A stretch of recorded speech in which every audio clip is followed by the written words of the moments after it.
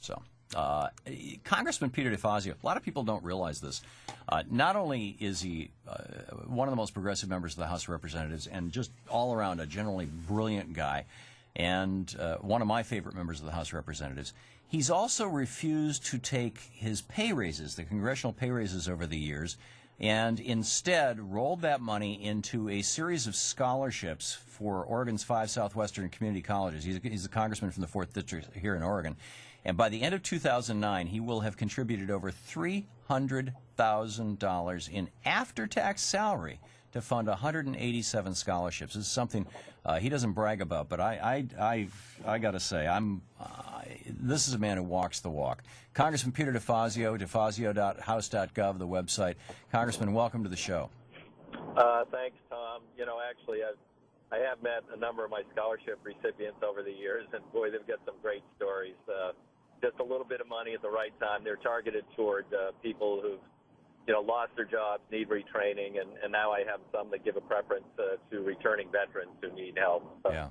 Yeah. Can you imagine if we just had free college education and trade school for everybody in America? What a radical thought. Yeah. Yeah. Imagine what it would do for the future of the country and productivity. I mean, look at, as you know, what a phenomenal gift to America it was to educate our veterans returning from World War II. Yep. Created the great middle class. Yep.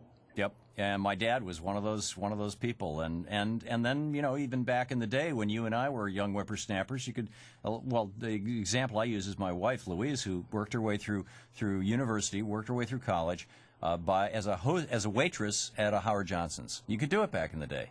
You know, I was a DJ. I picked apples. I was a migrant farm worker during the summer. I was a DJ the rest of the year. You know, at minimum wage. I worked my way through college. Anyhow, that's not what I wanted to talk with you about. Well, I wash dishes and park cars, so we can compare. There you go. Here we are.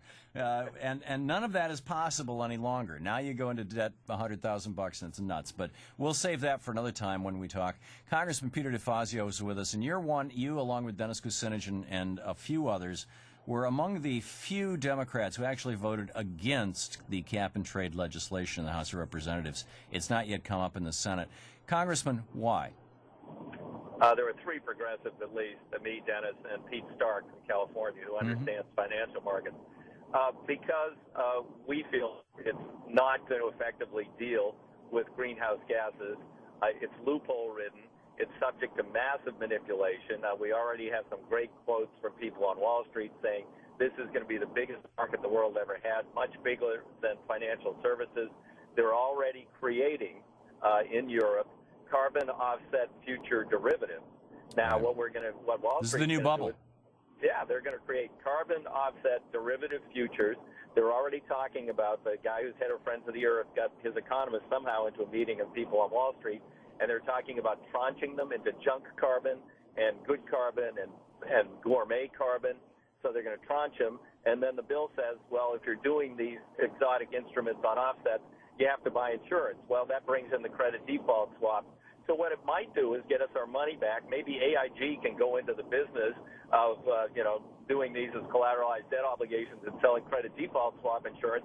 And if we get the taxpayer money back real fast before they collapse the next bubble and we don't bail them out, then maybe we won't come out so bad. But this is really a bad way to deal with the issue. So you're of the opinion that a bad bill is worse than no bill. I had been taking the position, and you're causing me to rethink it, that a bad bill was better than no bill because at least, A, the government's acknowledging that we've got a carbon problem, B, it's making the right wing hysterical. I listened to part of Sean Hannity's show yesterday. He spent a half hour he calls it cap and tax, hysterical about this. Right. And C, once we've got that door open, maybe we can fix it. You think it's just going to get worse, though?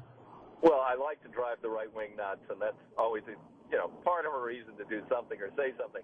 But here's the thing, and most people miss this detail. The Supreme Court ruled 2 years ago that the EPA can regulate carbon emissions, greenhouse gases. So we don't need this bill.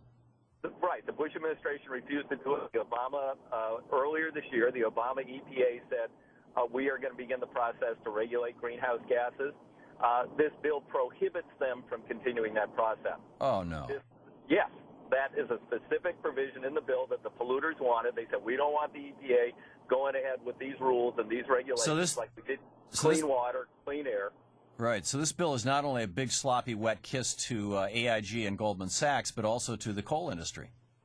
Oh, it's very coal friendly. In fact, in the end, it took away allowances from utilities that have a lot of renewable generation, and if they don't have fossil fuel to spend them on, they're taking their allowances and transferring them to the coal industry. That was the last-minute Colin Peterson deal in the ag section of the bill.